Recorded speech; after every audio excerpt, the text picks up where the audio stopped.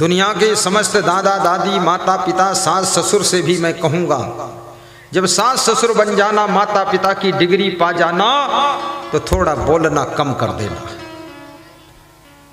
ये तुम जो स्पीच ज्यादा देते हो, भाषण ज्यादा देते हो, दिन रात प्रवचन सुनाते हो, इससे तुम्हारे घर के बेटे बहू पोती पोता सब बहुत तंग हो जाते हैं।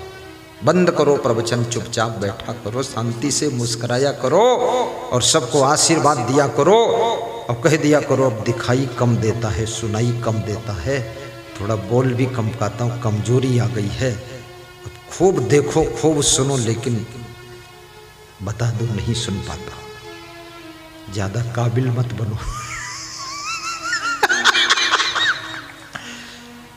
जानबूझ करके बस समुझी बूझी जड़ होई रहे, बल तज निर्बल हो। आहा, कबीर इतना बड़ा संत हुआ है, उसने क्या कहा है, समझ बूझ करके जड़ बन जाओ कि मेरे को बुद्धि कम है ऐसा बोलो, ज्यादा बुद्धिमान मत बनो। 60 साल की ऊपर उम्र हो जाए बस तुम्हारी पारी समाप्त हो रही है, अब दूसरी सरकार बन चुकी है, अब बहू की सरकार आ गई है, अब भारतीय जनता पार्टी है, कांग्रेस जा चुकी है,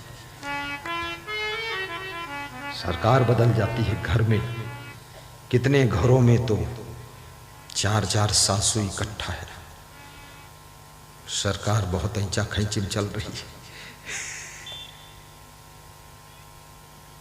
समुझी बूझ जड़ होई रहे, बल तज निर्बल हो। कहे कबीर तेहि दास का, पला न पकड़े को। जानते हुए समझते हुए जड़ बनो, बलवान होते हुए भी निर्बल बनो, गम खा लो, सहन कर लो। कबीर कहते हैं ऐसे भक्त का कोई पला नहीं पकड़ सकता है, उसको कोई दुख नहीं दे सकता है। जो बलवान होते हुए भी गम खा लेता है, समझदार बुद्धिमान होते हुए भी कम बुद्धि वालों को भी सम्मान दे देता है, ऐसे व्यक्ति का कोई पला नहीं पकड़ सकता है। आज मैं अपने छोटे संत को सिखा रहा था मन संचालन। ऐसे मन संचालन हमारे प्रेमपाल दास जी करते हैं, लेकिन दूसरे को भी मैं सिखा रहा हूँ, वो भी सीख जाए। आदित्य दास मुस्करा कर बोल रहा था, धीरे धीरे सीख। मैंने उससे कहा तुम बहुत बुद्धिमान हो, सीख जाओगे एक दिन। वास्तव में करत करत अभ्यास यही, जड़मति होत सुजान। रसरी आवत जात ही सिल पर। पत्थर कठोर होता है, रस्सी कोमल होती है, लेकिन कुआं में जब पानी भरते हैं तो रस्सी पत्थर पर बार बार रगड़ती है, पत्थर कट जाता है। सोचिए, बार बार रस्सी के रगड़ने से पत्थर में गड्ढा हो जाता है, तो आपकी बुद्धि जब बार बार सोचोगे समझोगे तो कुछ करोगे तो धीरे धीरे प्रैक्टिस से आपको ज्ञान हो जाएगा। अभ्यास कीजिए।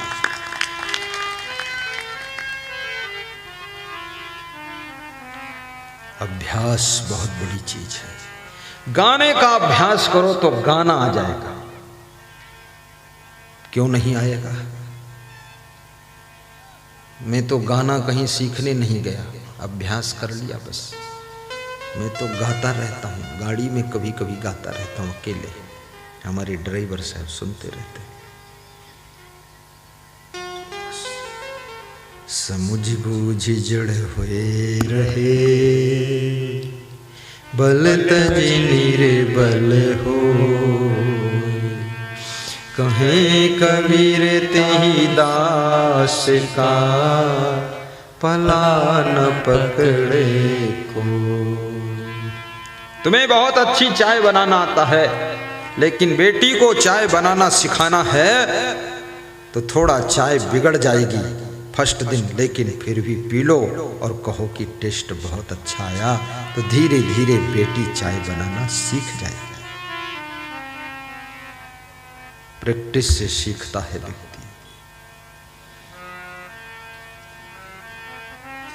साइकिल जब प्रथम दिन तुमने चलाया था तो साइकिल ऊपर थी, तुम नीचे गिर गए थे, लेकिन आज तो मोटरसाइकिल भी फर्राटे से चला रहे हैं, एरोप्लेन भी उड़ाते हो, 3-3 ट्राली जोड़कर ट्रैक्टर चलाते हो।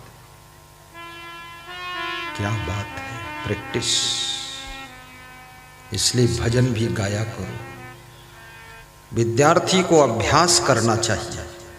कोई सब्जेक्ट, कोई सिलेबस कठिन नहीं है, टफ नहीं है, सब इजी है, केवल अभ्यास की जरूरत है, बार बार बार बार।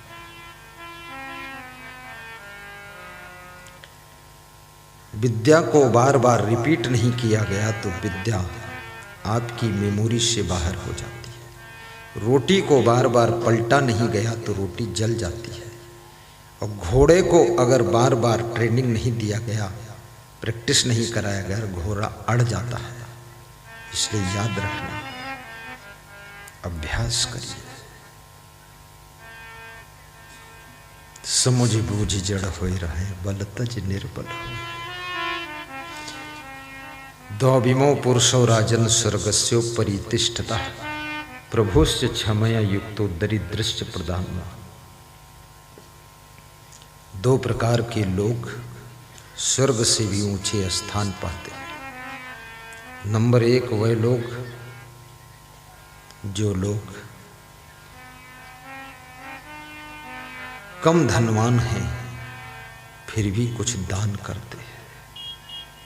नंबर 2 जो बहुत बलवान हैं फिर भी कमजोर को क्षमा कर देते हैं।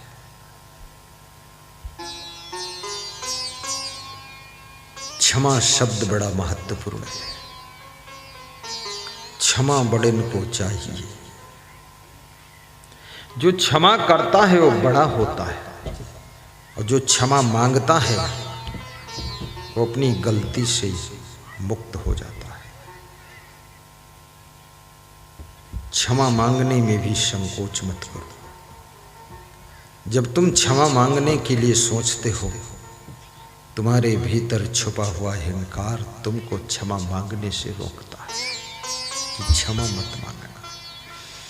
कभी कभी अपने माता पिता से साल में 1-2 बार क्षमा मांग लिया करो। कह दिया करो, जाने अनजाने में कोई भूल हुई हो, हमारे बोलने से दुख हुआ हो तो क्षमा करिएगा। ऐसी है हिम्मत? बिल्कुल नहीं, क्योंकि तुम तो रोज ही भूल करते हो। तुम्हारा नाम ही भोलू राम है, तुम भूली देवी हो।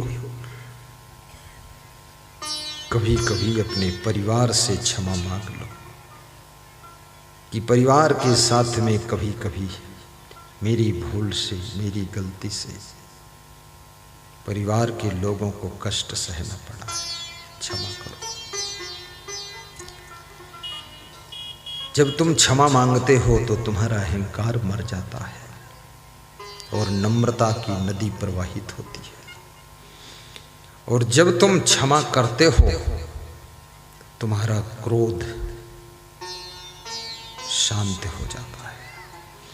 बिना क्रोध के शांत हुए तुम किसी को क्षमा नहीं कर पाओ। और मैं निवेदन करूंगा, गलतियां तो इंसान से होती है, गलती करने वाला तो इंसान है, लेकिन गलती को क्षमा करने वाला महान है, महान है। और जिससे कभी गलती ही ना हो वो इंसान की